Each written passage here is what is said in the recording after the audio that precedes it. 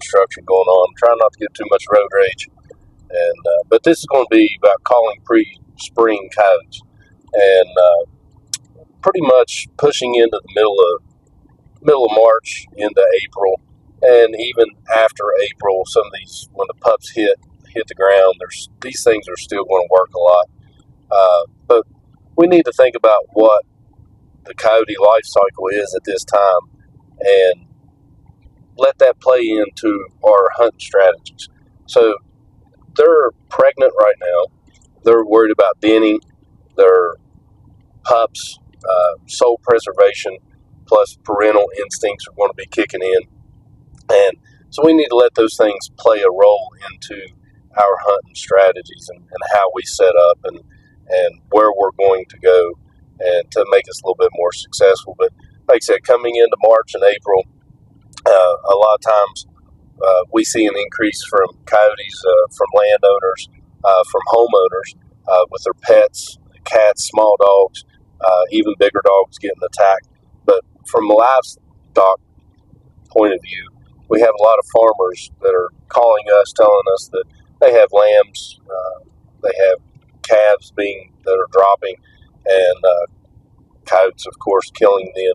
It's just they're vulnerable. Springtime brings in a lot of increase of new vulnerable meals, and those coyotes are going to take advantage of any opportunity that they can, of course, to get a free meal. Plus, they're using a lot more calories. It's not as cold, but they're using a lot more calories. The females, they're producing the pups, and it's going to take more calories for that. And plus, the denning, some of them would be finding den sites and making den sites. Some from previous years, they're going to use old den sites, but they may pick up something from a different group. So that's all going to take effect, take a role, play into what we're doing. They're going to typically start staying closer and closer to the den sites. We got they're going to need, of course, food source, water, cover.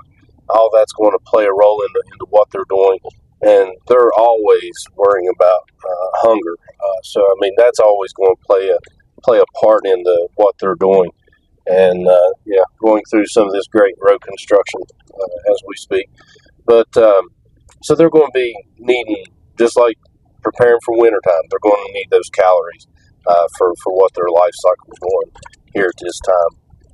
And so we're going to want to try to get close to those den sites. It may take some scouting from our part, and you're going to be looking for cliffs and rock bars and places that they can get into cover, but there's still a water source, a food source pretty nearby.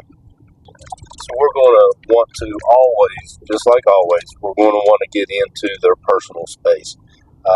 The closer that we can get, the better our chances are of calling in these coyotes. So that's always, but it seems like they may want to come, especially these paired up that are already bred pairs. They're going to want to stay closer to those den sites. The transient coyotes, those within the pack, maybe transient coyotes being those that may not have a pack, they're just kind of nomads. They're roaming around, finding different places to feed and just live. They're typically not staying in a home range. They're kind of back and forth in different places. So we're calling to those as well. So all these other non-typical paired up breeding sounds, it might be different for these transient coyotes. But we're going to try and trigger on their parental instincts for the most part. It seems like that works best this time of year. And going into maybe a lone howl to begin with, that's typical year-round a lot of times.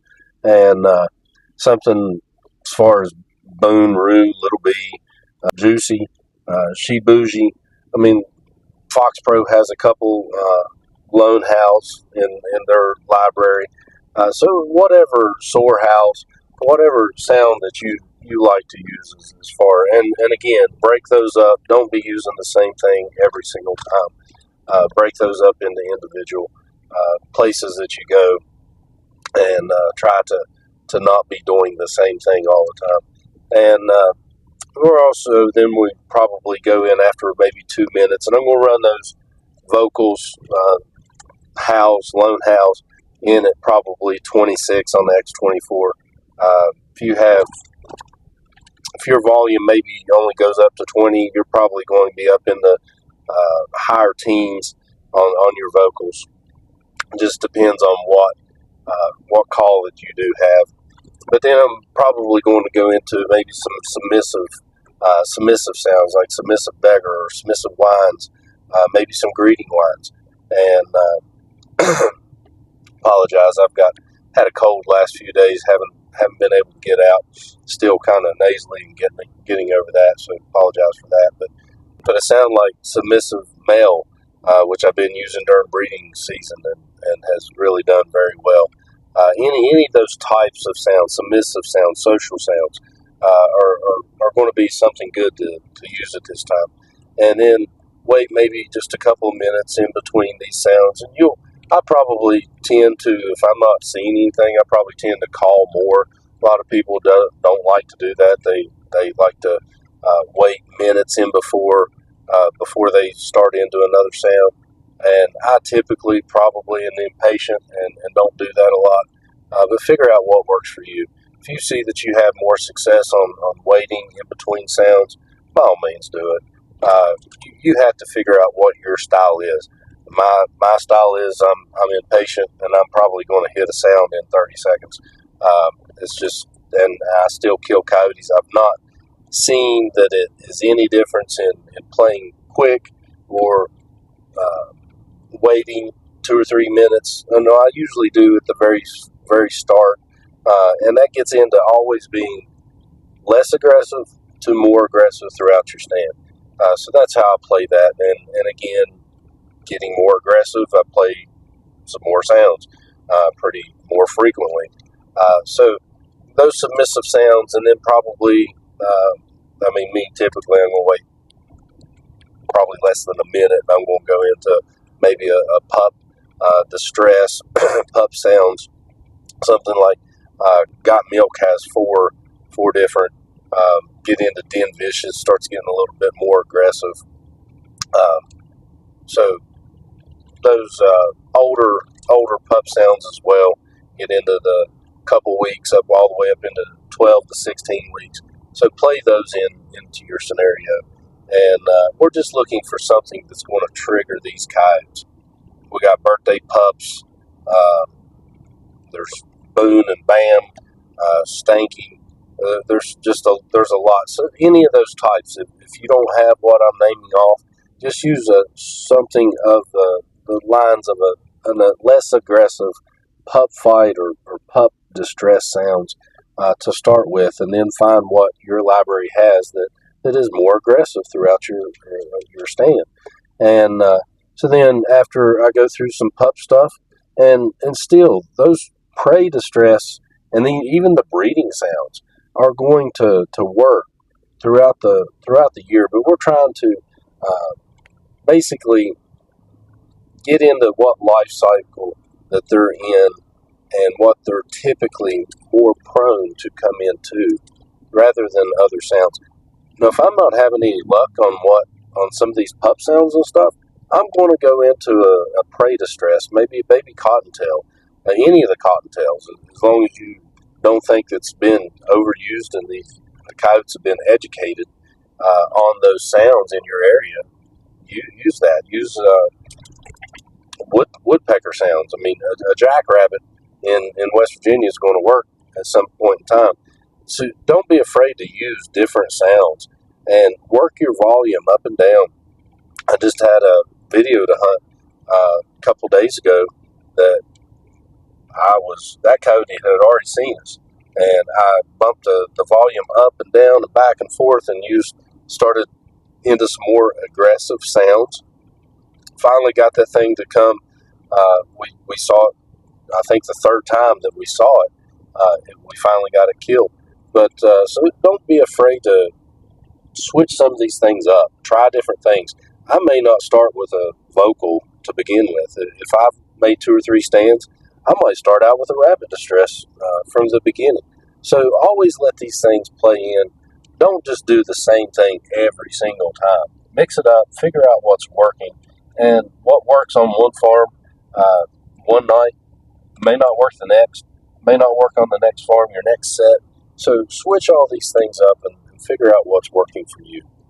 Like I said, these coyotes are going to trigger on. They're just like every other animal, human, everything else. They desire different things. They might be hungry. They might want to fight. They might be in love. So let those things play. Just do different things all the time, and especially if you're hunting the same property quite often. Then at the end, I might be going into table scraps, pound town. I usually wait to, those are pretty aggressive sounds and pretty aggressive fights, so I usually wait till the end. Hot sauce, fire sauce, those are good ones to bring coyotes back. Plus, at the end of your sets, a couple nights ago, the hunt I was just mentioning, that's what the last was. Last brought it in on I think it was fire or hot sauce, which is a really aggressive sound. But I was trying to get that, trigger it to come back out into the open, and it did work at that time. So always, again, stand location, and the reason I'm going to keep saying this same stand scenario basically because I have a farm that I've hunted for years and caught multiple coyotes in on this thing, and this has worked at this spot, and it works at other spots. But it's a place, and I'll go through a video with this here soon. I'll get out there and take some footage. But it's pretty tight on the right hand side. The coyotes always come out. Doesn't really matter which direction the wind is blowing, which it usually blows a left to right 45-degree angle. I always set the call out on the left hand side and pushing those coyotes to the left-hand side of that field so I get a shot opportunity before I get winded. There's only been like maybe 2 times that a coyote's come in different ways than what it normally does. And that's what I find over time is these coyotes come out in a certain area and then they work their way downwind. It's not always a given. Some people are the exact opposite. They're going to play the wind no matter what. They're going to have the wind in their face, and I guess the coyote's coming in between them and the call. I set the call out 25, 30 yards from me. This is what works for me.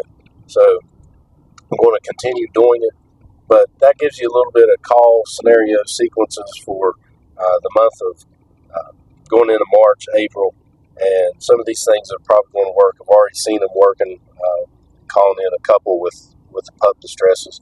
But y'all get out there and figure out what works for you, and hope this has helped in some way. Like, follow, share. Predator Frenzy, Brad Allen. God bless. Thank y'all.